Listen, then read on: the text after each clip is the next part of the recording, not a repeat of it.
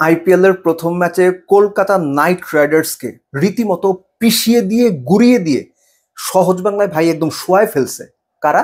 Virat Kohli, royal challengers Bengaluru. যখন আপনি 220 করার সুযোগ কিংবা নিজের পক্ষে 200 করার সুযোগ হেলায় হারাবেন, তখন যে লিসেনটা পাওয়া দরকার কলকাতা এক্স্যাক্টলি ওই লিসেনটা পেয়েছে।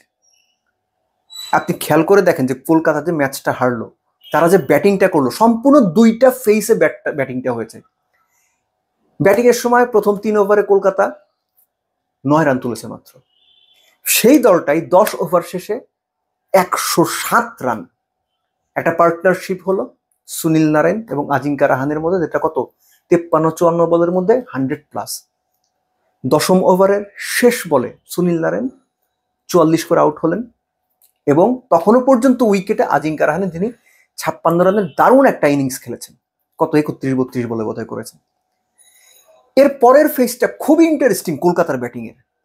মোটামুটি 12-13 বলের ব্যবধানে সুনীল নারায়ণ আউট হলেন, তারপরে আজিঙ্কা রাহানে আউট হলেন এবং এই আউট হওয়ার পর ভেঙ্কটেশ আইয়ারও যখন আউট হয়ে গেলেন, তখনও সুযোগ ছিল কলকাতার যে পরের সময়গুলো একটু ঠান্ডা মাথায় খেলে 2-1 ওভার একটু দেখে শুনে খেলে ক্যাপিটালাইজ করার। না, তারা বলে বলে ছক্কা মারতে গিয়েছেন, বলে বলে 4 ছক্কা হইতে হবে, এরকম একটা টেন্ডেন্সি।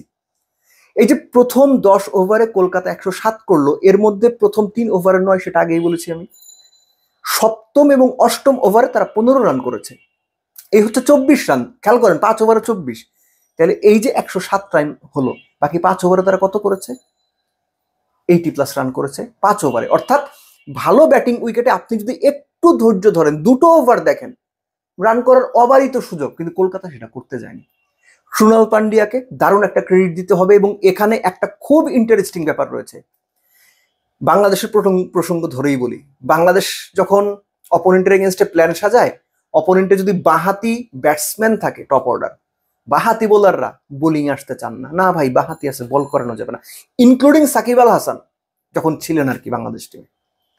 এখানে ক্রুনাল পান্ডিয়া দুজন লেফট হ্যান্ডারকে যেভাবে কুইকার দিয়ে বোল্ড করলেন, that was A treat to watch. এটা লিসেন আমাদের জন্য, যে বাঁহাতি ব্যাটসম্যানের এগেনস্টে কিভাবে লেফট আর্ম অর্থোডক্স স্পিনার বল করতে হয়, কিভাবে উইকেটটা কাজে লাগাতে হয়, কিভাবে মিক্স আপ করতে হয়, কিভাবে একটা বাউন্সারের পর একটা দারুণ কুইকার দিয়ে বোল্ড আউট করতে হয়।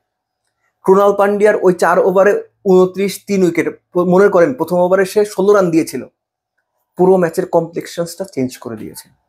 এবং ইন্টারেস্টিংলি, যে দলটা প্রথম 10 ওভারে 107 রান তুললো, সেই দলটা পরের 10 ওভারে টেনে 70 রান করতে পারলো না। কত শেষ 10 ওভারে কলকাতা বোধহয় 67-68 রান করেছে। এই যে তাদের শেষ 10 ওভারে 6 উইকেট হারিয়ে 67-68 রান করা, ম্যাচ ওইখানে শেষ হয়ে গেছে।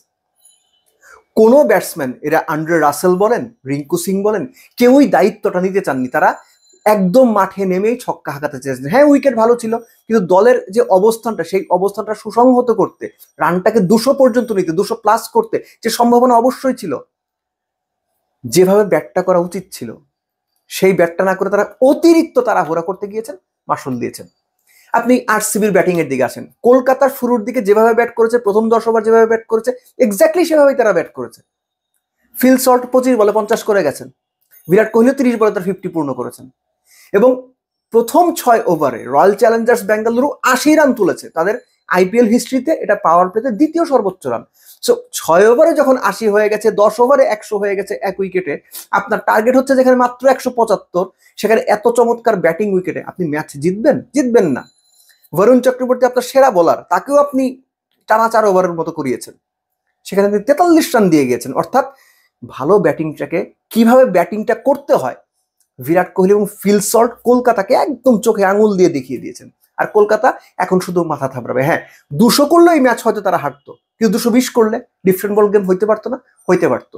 কিন্তু যে ওই অতি তাড়াহুড়া, প্রপার গেম প্ল্যানটা না করতে পারা, এগুলোই হচ্ছে কলকাতার হারের কারণ। Congratulations to royal challengers Bengaluru. Virat Kohli then again a fantastic innings. ঠিক গত আইপিএলটা যেখানে শেষ করেছিলেন, বা রিসেন্ট ফর্মে যেখানে তিনি শেষ করেছেন, ওয়ানডের কথা বলছি, চ্যাম্পিয়ন্স ট্রফিতে, সেখান থেকে যেন আইপিএলটা শুরু করলেন। সো আইপিএল এর প্রথম দিনেই মার্কাটারি ব্যাটিং, দারুণ মাস্টার ক্লাস ব্যাটিং আমরা দেখলাম। আশা করি পুরো আইপিএল জুড়েই এন্টারটেইনমেন্ট, ক্রিকেটিং এন্টারটেইনমেন্ট বলতে যেটা বোঝায় সেটা আমরা দেখতে পারবো। একটাই আফসোস, এখনো পর্যন্ত আমাদের কোনো ক্রিকেটার আইপিএলে খেলার কোনো সুযোগ পেলেন না। এটাই হচ্ছে আফসোসের জায়গা। আবার আফসোসের সঙ্গে এটাও সত্যি যে আইপিএল খেলতে হইলে আপনার ওই কোয়ালিটিটা ডেভেলপ করতে হবে। এটা ক্রিকেটারদের দায়িত্ব, আপনি আমি বললে তো হবে না। সেই কোয়ালিটি ডেভেলপ করে তারপরে আইপিএলে যাইতে হবে, ডাক পাইতে হবে। মাঝখানে আমাকে অমুক টিম ডাকছে, তমুক টিম ডাকছে, এগুলো করে আইপিএলে খেলা যায় না।